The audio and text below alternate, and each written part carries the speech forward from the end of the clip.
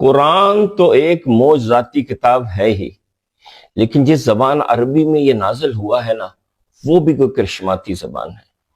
مثال کے طور پہ ہم نے اپنی زبان میں کہنا ہو نا کافی، تو کافی انگلش میں کہیں گے انف، اور اگر کہنا ہو کافی سے بہت زیادہ تو یہی کہیں گے کافی سے زیادہ، یا کثیر، یا بہت زیادہ، اور انگلش میں کہیں گے مور دین انف، پلنٹی۔ اور یہی بات اگر عربی میں کہنی ہوگی نا تو آپ صرف کہیں گے 7 مرات، 7 دفعہ۔ 7 کا نمبر بہت عجیب ہے۔ آئیے میں آپ کو اس 7 کی دنیا میں لیے چلتا ہوں۔ قرآن میں جو انسان کو تحفہ دیا گیا، جو اس سے پہلے کبھی کسی انسان کو نہیں دیا گیا، وہ ہے سورہ فاتحہ، اور اس کی 7 آیتیں ہیں۔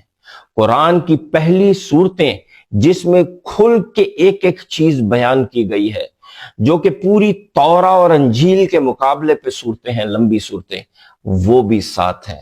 قرآن کے اندر ذکر آیا ہے کہ 7 آسمان ہیں۔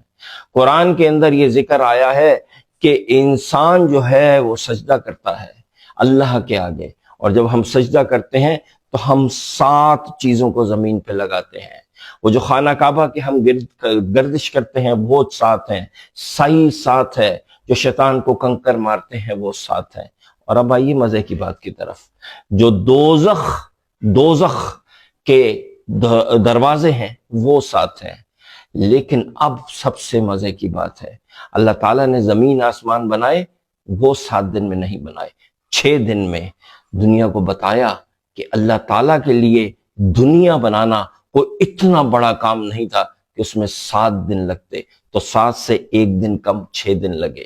اور پھر کہا کہ جو جنت ہے اس کے کتنے دروازے ہیں؟